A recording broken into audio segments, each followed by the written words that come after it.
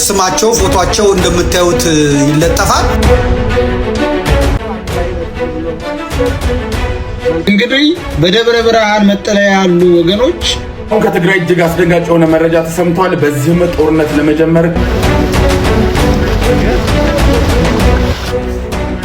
ትባንናለ ነገር ብዙ ነገር ካታዋል አዲስና ሰበር በሆነ መረጃ ተመልሼ መጣሁኝ። እንግዲህ በትግራይ ክልል ውስጥ የተፈጠረውን ረሃብ ተመልክታችኋል ብዬ አስባለሁ። በረሃቡ ላይ እንግዲህ አሁንም ቢሆን ጦርነት ሊነሳ እንደሆነ አዳዲስ መረጃዎችን እየሰማን ነው የምንገኘው። ዘመድኩን በቀለ እንዲሁም አባታችን ብፁዕ አቡነ አብርሃም አርቲስቶች ላይ ወይም ደግሞ ከቤተ ክርስቲያን ገንዘብ ዝርፊያ የሚፈጽሙ ላይ ጥብቅ የሆነ መረጃ አውጥተዋል። እነዚህን ሁሉ ተመልክተን ሀሳብ የምንሰጥ ነው የሚሆነው። ከዚህ ቪዲዮ እንጀምር። ጠቅላይ ሚኒስትሩ ቲክቶከሮቹ ለምን ታሰሩ ከሚለው ርዕስ ሀሳብ ሰጥተውበታል። ሪሰንትሊ ከቲክቶክ ጋር ተያይዞ በቁጥጥር ስር የዋሉ ወጣቶች ነበሩ። እነዚያ ወጣቶች ለኢትዮጵያ አስፈላጊ ናቸው። ያንን አውድ ተቀላቅለው ፈጥረው ለመማር ስራ ለመስራት መሞከራቸው ሊበረታታ የሚገባው ጉዳይ ነው። ነገር ግን ሲማሩ ከውጭ መማር ያለባቸውን ዕውቀትና መጠበቅ ሴፍጋርድ ማድረግ ያለባቸውን የኛን ባህል የኛን ፍላጎት ከቀላቀሉ ግን ጥፋት ያስከትላል። ለዚያ ደግሞ መገሰጽ መመከር ያስፈልጋል ማለት ነው። ግማሹ ለምን ተያዙ ግማሹ ለምን አልተያዙም ይላል። እኛ ልጆቹን ኢንከሬጅ ማድረግ ነው የምንፈልገው፣ ግን እየገሰጽን እያስተማርን ለምን ለምሳሌ አንድ ሀገር ብንወስድ ስም መጥቀስ ባያስፈልግም ከ16 ዓመት በታች ያሉ ልጆች ሞባይል እንዳይዙ ህግ ያወጣ ሀገር አለ። ለምን እነዚያ ልጆች ሞባይል ይዘው ከሚያገኙት ዕውቀት በላይ ጥፋት ነው ብሎ አስቧል። ታዲያ እንዴት ቴክኖሎጂ ይጠቀሙ ሲባል ትምህርት ቤት ሲሄዱ ኮምፒውተር አላቸው፣ መምህራን ይቆጣጠራሉ። ቤት ሲገቡ ኮምፒውተር አላቸው፣ ወላጅ ይቆጣጠራል። እዚህ መሃል ግን ስልክ መያዛቸው ጉዳት እንጂ ጥቅም የለውም ብሎ ከልክሏል። ሌላ ሀገር ደግሞ የወሰን እንደሆነ በሳይበር ሴኩሪቲ ተቋም በመገልገል ቲክቶክ በአንድ ሀገር ውስጥ 100% በሚባል ደረጃ ህፃናት ከ16 ዓመት በታች ከሆኑ ከስቴም ውጪ ቲክቶክ ማየት አይችሉም። ቲክቶክ አለ ሳይንስ፣ ማቴማቲክስ፣ ቴክኖሎጂ ነክ ጉዳይ እንጂ ያለባበስ ያዘፋፈን ምናምን ነገር ማየት አይችሉም። ዘግቷል። ያ ሀገር ያ ብቃት አለው። ልጆቼ በቲክቶክ በቴክኖሎጂ ስለ ሳይንስ ሲወቁ፣ ስለ ማቴማቲክስ ሲወቁ፣ ስለ ፊዚክስ ሲወቁ ከዛ ያለፈው ዕውቀት ግን አያስፈልጋቸውም ብሎ ዘግቷል። ኢትዮጵያ ከዚህ ዓመት በታች ያለው ወጣት ስልክ አያዝ ብላ ህግ ካላወጣች፣ ቲክቶክ ደግሞ ፊልተር ማድረግ ካልቻለች፣ መጠንቀቅ ያለብን ነገር በተለይ ኢንፍሉዌንሻል ምንባል በዛ ሰፈር የምንሰራ ሰዎች በእኛ ምክንያት ብዙ ሰው ሊመረዝ ይችላል። ቢኮዝ ህፃናት አንድ የሚወዱት ሰው አለባበሱ፣ አነጋገሩ፣ ቆመናው ሁሉ ኢንፍሉዌንስ ያደርጋቸዋል። እኛ የሚከተለን ሰው እንዳለ አስበን ጥንቃቄ ካላደረግን የኢትዮጵያን ባህል፣ የኢትዮጵያን እምነት፣ የኢትዮጵያን ፍላጎት የሚቃረን ከሆነ ቴክኖሎጂው አጋዥ ሳይሆን ጥፋት ይሆናል ማለት ነው። ቴክኖሎጂ የምንማርበት፣ የምንጠቀምበት፣ የምናድግበት እንዲሆን በእኛ ውስጣዊ ሁኔታ የተገራ መሆን አለበት። ከዚህ አንጻር ሳይበር ሴኩሪቲ በጣም ከፍተኛ ኃላፊነት ያለበት ተቋም ነው። ይህን እንደሚያሳካ ተስፋ ይደረጋል። ቅድም እንዳየኸው የተለያዩ ሴክተር እየመሩ ያሉ ወጣቶች ኢትዮጵያ ስትራቴጂ በመንደፍ ብቻ ሳይሆን በዚያ ዘርፍ ሊመሩ የሚችሉ አመራሮች በመፍጠርም ከፍተኛ ተስፋ እንዳለ የሚያመላክት ነው። እኔ እንደዛ የተሰማኝ ያንተን ስሜት ባላቅም በጣም ደስ የሚል ቀን የነበረን። እነዚህ ልጆች ያን ያሳካሉ የሚል ተስፋ አለኝ። አሁን ከትግራይ እጅግ አስደንጋጭ የሆነ መረጃ ተሰምቷል። በዚህም ጦርነት ለመጀመር ከፍተኛ የሆነ እንቅስቃሴ እየተደረገ እንደሆነ ተሰምቷል። ከሁለት የተከፈለው የህወሓት ቡድን አንዱ በሚገርም ሁኔታ በዛሬው ዕለት ወይ ወደ ኤርትራ እንዋሃዳለን ወይም ደግሞ ትግራይን ሀገር እናደርጋለን የሚል እንቅስቃሴ ሲያደርጉ ወይም ደግሞ የተለያዩ መግለጫዎችን ሲሰጡ እንደነበር የሚታወስ ነው። በዛሬው ዕለት በተሰማ መረጃም ነዳጅ እያንቀሳቀሱ እንደሚገኙና ወደ ትግራይ ነዳጅ እየገባልን አይደለም፣ በዚህም ደግሞ አሁንም ዳግመኛ የመከበብ ስሜት ነው እየተሰማን ያለው፣ ኃይል ይዘጋጅ፣ ህዝብ ይዘጋጅ በሚል ቅስቀሳዎችን እያደረጉ እንደሚገኙና በተለያዩ አካባቢዎችም ደብቋቸው የነበሩ ነዳጅና ሌሎች ሎጂስቲኮችን እያንቀሳቀሱ እንደሆነ መረጃዎች እየወጡ ይገኛሉ። ከስህተታቸው ያልታረሙት የቀድሞ የህወሓት ከፍተኛ አመራሮች አሁንም ያንን ስህተት ለመድገም ህዝቡን ለዳግመኛ እልቂት ለመጨመር ወይም ደግሞ ለመመለስ በሚመስል መልኩ ከፍተኛ የሆነ ስጋትን ፈጥሯል። በተመለከተ ሐሳባችሁን ስጡበት። ቪዲዮ ላይክ ሼር አድርጉ። እንግዲህ ጦርነቱን አስመልክቶ አዳዲስ መረጃዎች እየወጡ ነው የሚሰሙትና በሁለት ወገን ለመገንጠል ነው እንዳሰቡት እየተናገሩ ያሉት መረጃዎች እየወጡ ያሉትና በትግራይ ውስጥ እንግዲህ ህጻጽ ውስጥ የተፈጠረውን ነገር ብዙዎቻችሁ ሰምታችኋል አስባለሁኝ። በዚህ ሰዓት ላይ ጦርነት ማንሳት ማለት በችግር ላይ ሌላ ችግር ማንሳት ነው። ምክንያቱም አሁንም ቢሆን በጣም ብዙ ምግብ ብቻ ነው እየገባ ያለው። በህክምናውም ደረጃ እርዳታ እንደሚያስፈልጋቸው እየሰማን ነው የምንገኘውና በህጻጽ ውስጥ ማለት ነው። አሁንም በተለይ እኔ እንጃ ከመንግስት የሰሙት ነገር የለም። ቲክቶከሮች ወይም ደግሞ ሶሻል ሚዲያ በጣም እየተጠቀሙ ያሉ ወንድሞቻችን ገንዘብ እያሰባሰቡ ለወገኖቻቸው እየደረሱ ነው ያሉትና ቀድሞ መድረስ ያለበት መንግስት ነው ወይስ እነዚህ ልጆች ናቸው? እስቲ ሐሳባችሁን ኮሜንት ላይ አስቀምጡ። ለማንኛውም እንግዲህ አሁንም ቢሆን ጦርነት ሊጀመር እንደሆነ እየሰማን ነው የምንገኘው። በጣም የሚያሳፍር ነገር ነው። እግዚአብሔር አምላክ ሰላሙን ያቅርብልን። አሁን ማስመለከታችሁ ቪዲዮ አረቄ እንደተከለከለ ብዙዎቻችሁ ሰምታችኋል ብዬ አስባለሁኝና እስቲ ይህንን ቪዲዮ ላስመልክታችሁ። ተገቢ ነው ወይስ አይደለም? ኮሜንት ላይ ሐሳባችሁን አስቀምጡ።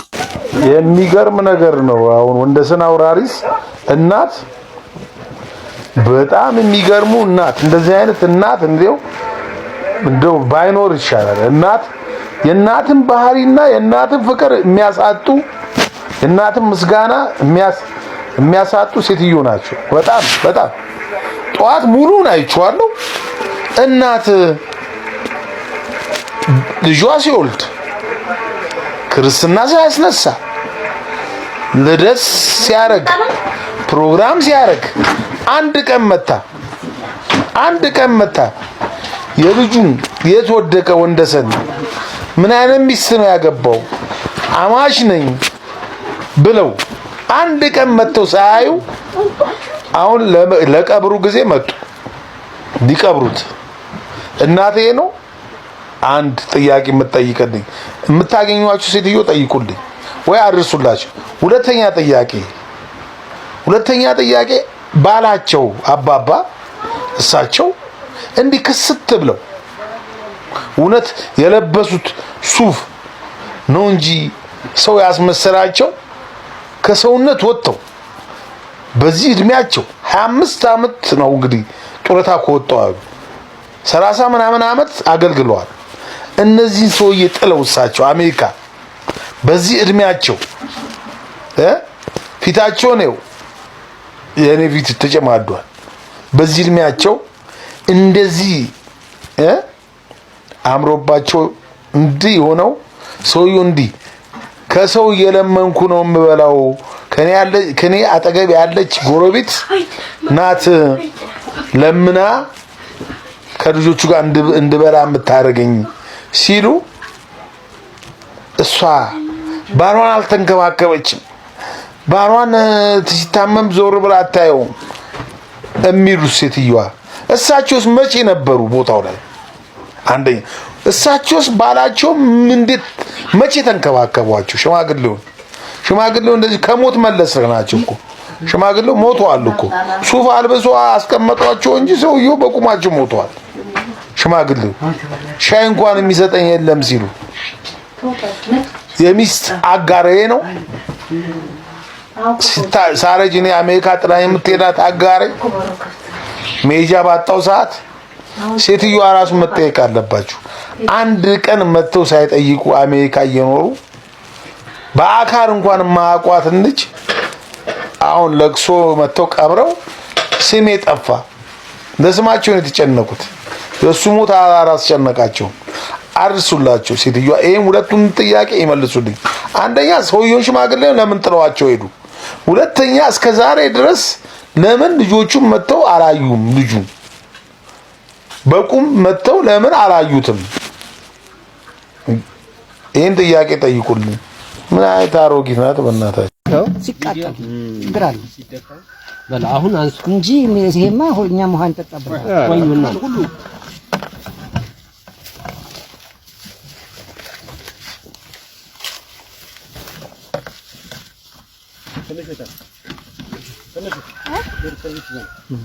ይሄ ገዳይ የሆነ አረቄ ትውልድ ቋልቋል ትውልድን የጨረሰ ቤተሰብ ተበትኖ በየቦታው በቃ የሆነ ድግም የምንታን አንቺ ቢሞት ይፈታል አካነሽ አግዲ ምን አስቸከመና ምን ላስጠይ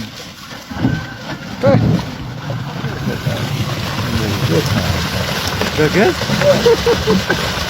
ለካሜራው እኮ ለካሜራው ሁላችን ተረጋግጣላችሁ ለሌላው ከምን እንደሆነ አረቀ እየደፋን ነው ይሄ ገዳይ እየደፋን ነው አረቄው እየደፋ ነው ይሄ ትውልድን የገደለ በሽተኛው ሐኪም ቤት አረቄውን እንግዲህ እንደተመለከታችሁት ነው። አረቄ ብቻ አይደለም እየተከለከለ ያለው ሱቅ ውስጥ ራሱ እንጀራ መሸጡ እንደሚከለከል እየሰማን ነው የምንገኘው። ፌስታልን ማስመልከቱ የወጡ መረጃዎች አሉ። ተገቢነታቸው ይጀመር አይጀመር የማውቀው ነገር የለምና አረቄን እንዲሁም ደግሞ እነዚህ በቃ አደንዛዥ የሆኑ መጠጦችን ማለት እንችላለንና በዚህ ደረጃ ልክ እየተከረከረ ነው። አንዳንድ ሰዎች የሚሉት እንግዲህ ድሃ ሰርቶ የሚበላበት ነው፣ ይሄ ነገር መቆም የለበትም እያሉ እየተናገሩ ነው የሚገኙት። ለትውልድ ጠቃሚ ነው ወይስ አይደለም? ይህንን ራሳችሁ ኮሜንት ላይ ሰፋ አድርጋችሁ አስቀምጡልኝ። በነገራችን ላይ በአማራ ክልልም ረሃብ አለ፣ በትግራይ ክልል ብቻ አይደለምና ይሄ ነገር ፖለቲካ እንዳያስነሳባቸው በተለይ ወጣቶች ላይ እየተፈራ ነው የሚገኘውና በአማራ ክልል ውስጥ ምን አይነት ረሃብ ነው ያለው? አንዳንድ ቪዲዮዎችን ላስመልከታችሁ። ድምጽ እንሆናለን። ማን የመረጣታ? ማን አንተ? ሲጀምር ዮሐንስ ወንጌልን ማብራራት የማይችል መምህር ነኝ ይለኛል። ትጂ ዮሐንስ ወንጌል ምዕራፍ 1 ምን እንደሚል አታውቅም። ማን የመረጠ? እኔ ተመስገን እባላለሁ። ከልጅነቴ ጀምሮ እናቴ በጡት የሰጠችኝ የመጽሐፍ ቅዱስ ጥቅስ ነው። ያደግኩት የመጽሐፍ ቅዱስን እያወቅኩ ነው ያደግኩት። ህሊና ማለት ምን ማለት እንደሆነ እያወቅኩ ነው ያደግኩት። እንዳንተ በጠላ አንኩሮ አይደለም ያደግኩት። ጠላ እየጠጣሁ አይደለም ያደግኩት። እሺ አስተዳደጌን አውቀዋለሁ። የጨዋ ልጅ ነኝ። እናቴ ጀግና ሆና ነው ያሳደገችኝ።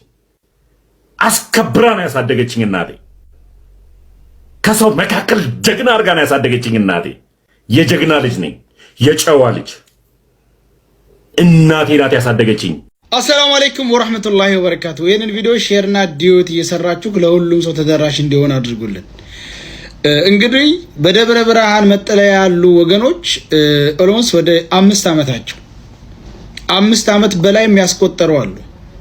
ለነዚህ ወገኖች እርዳታ ይድረሳቸው ብለን ጩኸናል፣ አልቅሰናል። ማንም ሰሚ አጥተን እንዳውም የእናንተ ፖለቲካ መስሪያ ናቸው እንደ ዝም በሉ የተባልንበትም ጊዜ ነበረን እና ያ ሁሉ አልፎ አሁን ግን ያለው እንቅስቃሴ ደስ ይላል።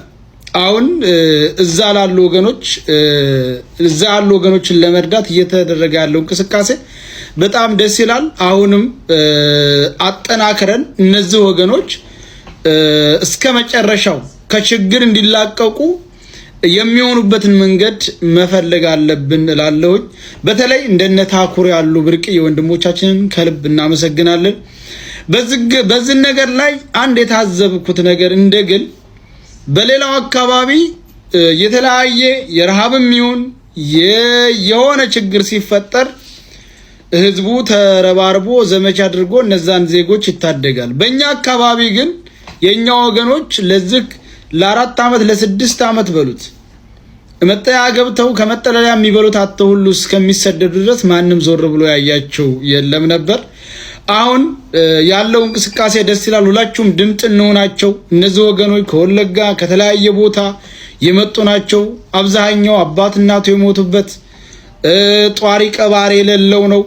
ስለዚህ ለነዚህ ወገኖች የመድረስ ግዴታ አለብን እላለሁ።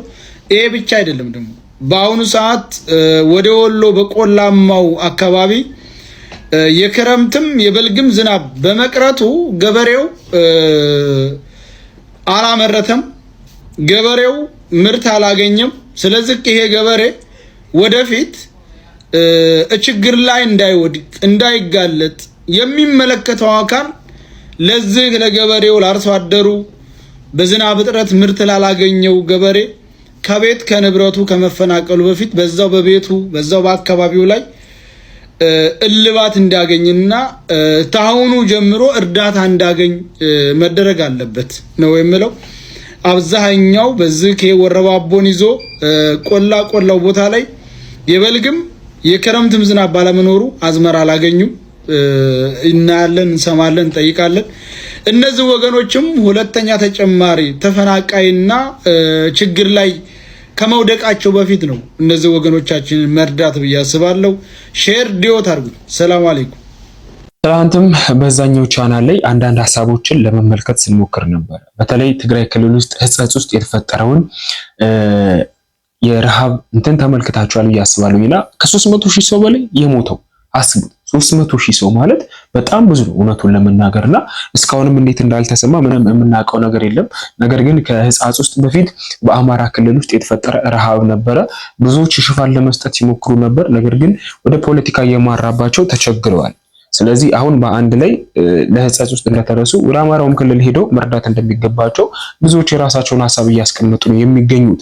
ለማንኛውም እንግዲህ አሁንም ቢሆን ፖለቲካ ውስጥ እንዳይገቡ ወይም ፖለቲካ እንዳይወራባቸው እግዚአብሔር ይጠብቃቸውን የሚለውና ምክንያቱም መልካም ስራ በሰራችሁ በተለይ እዚች ሀገር ላይ የሚደርሳችሁ በጣም ክፉ የሆነ ነገር ነውና ወንድሞቻችንን እግዚአብሔር ይጠብቃቸው።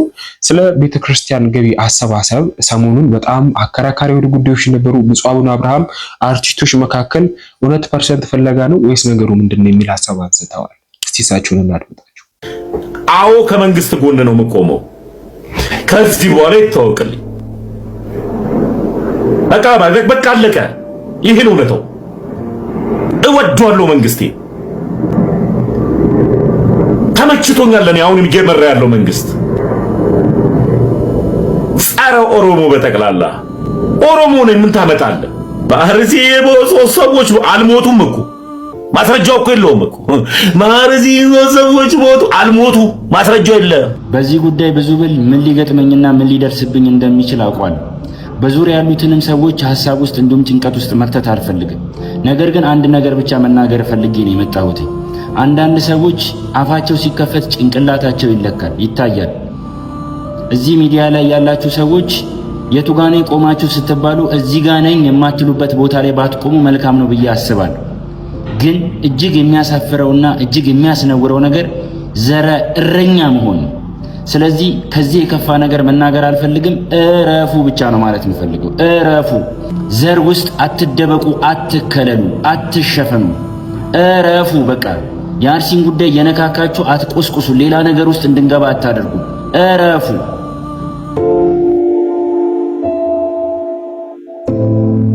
አንድ አይነት ነው ብሎ ማሰብ መልካም ስላልሆነ ይልቁንም ደግሞ ንጹህ ሰው ከንጹህ ልቡ ንጹህ በጎ ስራ ማትረፍም ስላለብን ያላየነውን መስካሪዎችም እንዳንሆን እኛ የምናውቀው ምን ያህል አግኝተው ነው ቢሉን እኛ ነን መልስ መስጠት ያለብን። ምንም ከእግዚአብሔር በረከት ብቻ ኃላፊነታቸውን ለመወጣት ብቻ ክርስቲያናዊ ግዴታቸውን ለመፈጸምና ለማከናወን ብቻ ብለን እንመሰክርላቸዋለን።